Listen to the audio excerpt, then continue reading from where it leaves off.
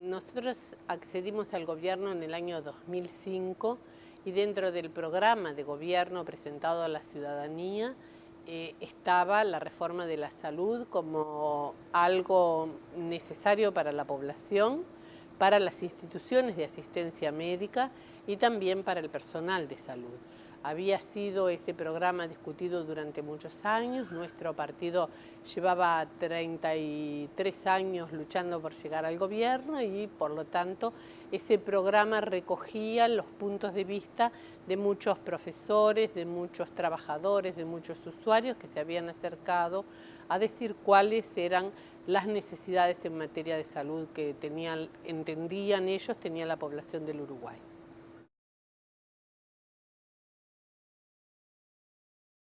En el primer año, en realidad, el primer desafío era que comenzar dos reformas juntas no era posible y se estaba discutiendo en el Uruguay la reforma tributaria. Por lo tanto, nos dedicamos a crear mecanismos de consulta social mientras se desarrollaba la aplicación de la reforma tributaria. El Uruguay no tenía tradición de impuesto a la renta a las personas físicas, fue muy discutido el tema y ese año primó esa discusión, mientras creamos un Consejo Consultivo de Salud para los Cambios, con participación de todos los actores, tanto de las empresas que brindan servicios de salud, de los usuarios de los servicios de salud y de todas las gremiales médicas de Montevideo y del interior, las gremiales de trabajadores públicos y privados, y algunas gremiales específicas por aspectos en los que queríamos insistir. Las gremiales de psicólogos y odontólogos, porque queríamos insistir mucho en que la salud mental y la salud oral eran parte de la salud integral de las personas, entonces se integraron al Consejo Consultivo y ahí fuimos elaborando distintos tipos de proyectos. Primero, el Fondo Nacional de Salud, porque nos resultaba sustantivo que existiera un Fondo Nacional único, o sea que todos los dineros que el país destina a la salud a través del Estado, a través de los trabajadores y a través de los empresarios, constituyera un fondo único, porque eso permite elevar la calidad de la atención poniéndole a las instituciones metas asistenciales. Y por lo menos hasta ahora ha sido una herramienta muy buena para mejorar los servicios, para mejorar la capacidad que las instituciones tienen de registrar los eventos, tanto de controles como de enfermedades de las personas a las que atienden. Ha sido una muy buena herramienta el premiar por meta asistencial.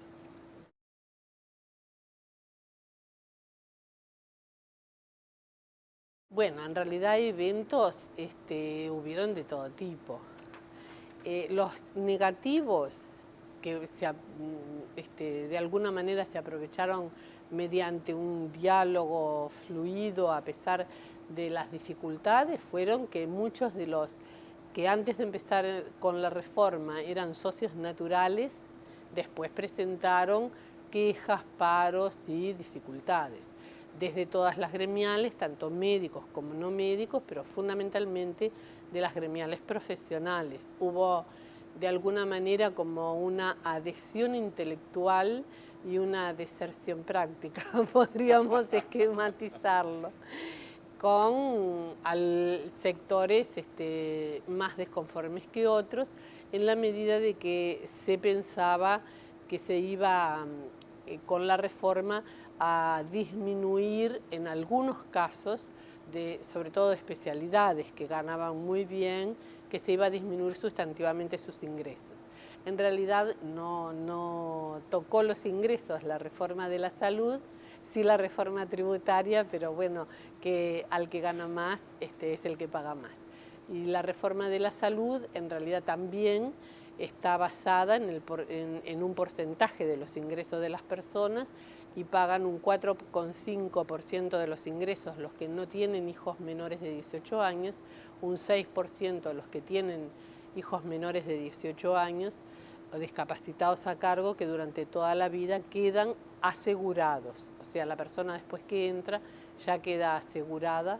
y esperamos llegar a la cobertura total en los próximos 3 años. Hasta el momento tenemos todas las instituciones que brindan atención integral dentro del sistema, que es público y privado. La persona elige si quiere ir al público o ir al privado. Y tenemos asegurados, o sea que ya se les descuenta de sus ingresos el porcentaje y la persona, aunque se pase a retiro, se jubile, sigue asegurado 1.420.000 de los 3.300.000 uruguayos. En esos que se aseguraron están los hijos de los trabajadores del sector público y privado, y encontramos ahí 130.000 niños que antes no tenían cobertura de salud y que ahora tienen cobertura integral.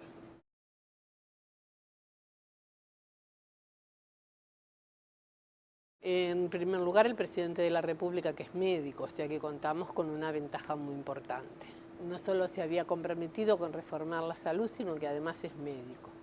lo cual también tiene muchísimas ventajas en cuanto al impulso político y algunas desventajas porque es el ministerio que más atiende y se preocupa de todo lo que pasa. El Ministerio de Economía y Finanzas fue un gran aliado porque pudimos trabajar en forma conjunta cómo se iban a distribuir los recursos. El Ministerio de Desarrollo Social, con quien trabajamos en la primera etapa, porque la salud tiene que articular con otros sectores sociales y sobre todo los sectores más vulnerables, tratarlos desde distintas ópticas, no solo desde el Ministerio de Salud, para mejorar su salud. Y también fue un aliado muy importante el Ministerio de Trabajo y Seguridad Social en la construcción de una nueva matriz social, pero también en un diálogo permanente con aquellos sectores con los que se hicieron negociaciones tripartitas para los consejos de salarios.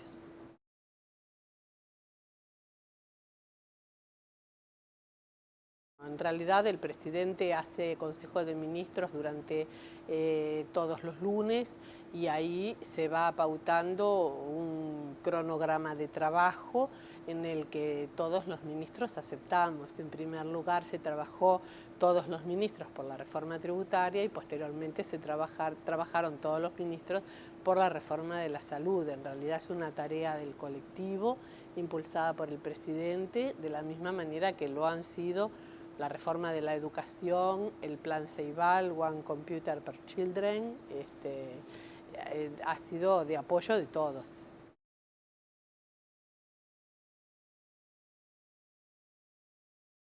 Bueno, en realidad uno siempre quiere hacer cosas más rápido, ¿no? Más cosas y más rápido. Creo que cuando vemos cómo han sido las reformas en otros países, no solo de la región, sino también del mundo. Nosotros, con uno de nuestros colaboradores que hace toda la parte de economía de la salud, viajamos a Israel porque es un país de inmigrantes muy parecido al Uruguay, con una gran tradición de instituciones de asistencia médica colectiva muy arraigadas en la sociedad. Y bueno, tiene aspectos muy similares. Nos trajimos la ley de creación, pero lleva casi 40 años. El SUS brasilero cumplió 20, o sea que en realidad en 5 años creo que sí se ha avanzado para dejar sólidas bases de construcción de una reforma en la salud, que es una reforma de la mano de la biología, por lo tanto es una reforma siempre cambiante, siempre va a tener nuevos desafíos y siempre va a tener nuevos actores que demanden otros adelantos científicos, otras posibilidades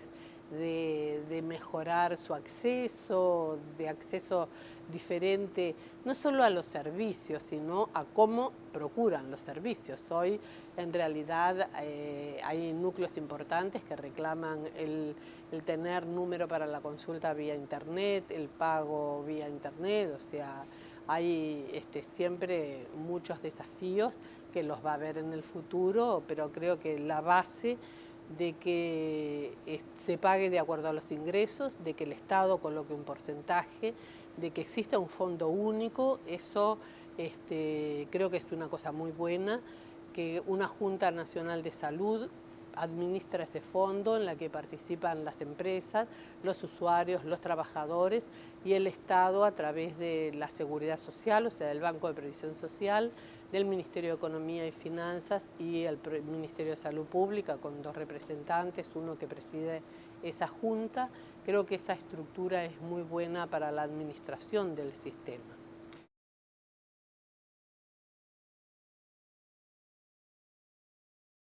Bueno, uno siempre que empieza a pensar en episodios, en primer lugar, los servicios de salud del Estado que estaban dentro del Ministerio fueron descentralizados recién 2 años después de comenzar el gobierno. De comenzar lo haría en el primer año porque creo que es muy importante para poder desarrollar la capacidad fiscalizadora y normatizadora del Ministerio de Salud Pública. Y bueno, estuvimos 2 años, todavía lo seguimos teniendo en el mismo espacio físico, esperemos mudarlos ahora, pero el tener algo así como una institución de asistencia médica pública que coordine con el resto del sector público, pero aparte del Ministerio, ha sido muy bueno, fue aprobado por casi todos los partidos políticos con representación parlamentaria, pero nos llevó 1 año de discusión. Yo creo que habría que haberlo empezado antes porque es independiente de la creación del sistema y en realidad se percibió como junto. Cuando empezaron a salir las leyes de salud, hubo 1 año en el que salieron 3 leyes, se descentralizó ACE, se creó el Fondo Nacional de Salud y después se aprobó el Sistema Nacional Integrado. Entonces, de nuevo, tendría algunas que las harían el primer año, porque son independientes de la reforma tributaria, si realmente requirieron del país, del Estado, un aporte sustantivo, porque los servicios de salud del Estado tenían un presupuesto anual de 190 millones de dólares y en el quinquenio pasó a un presupuesto anual de 550 millones de dólares. Hay un gasto per cápita en el Uruguay, en el sector privado, de unos $300 en el sector público y ahora ya estábamos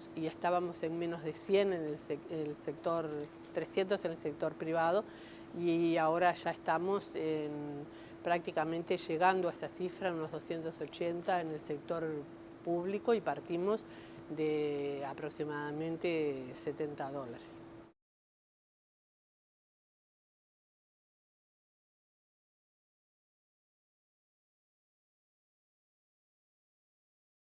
Creo que hay que leer y visitar experiencias de otros países, pero sin duda las reformas son propias, genuinas, de acuerdo a la idiosincrasia de cada país, que hay que conocerla. En segundo lugar, tendría en cuenta las instituciones que tienen arraigo y respeto en la población, sean ellas públicas o privadas, aquellas instituciones que las personas de un país creen que apoyan y defienden la salud de las personas que cuidan. Entonces, esas instituciones creo que es muy importante respetarlas e integrarlas en el marco de la reforma. Y en tercer lugar, creo que tiene que haber un sector público dinámico con capacidad de respuesta porque en Uruguay el sector público se elige voluntariamente y ahora que tiene muchos adelantos se ha elegido por parte de muchas personas, pero es como un ente testigo, además de atender a indigentes y personas que circunstancialmente pueden quedar sin trabajo. Tiene el rol fundamental de ente testigo, por lo cual en algunos aspectos tiene que ser un activo dinamizador de las prestaciones, incluso un activo en el desarrollo de los programas que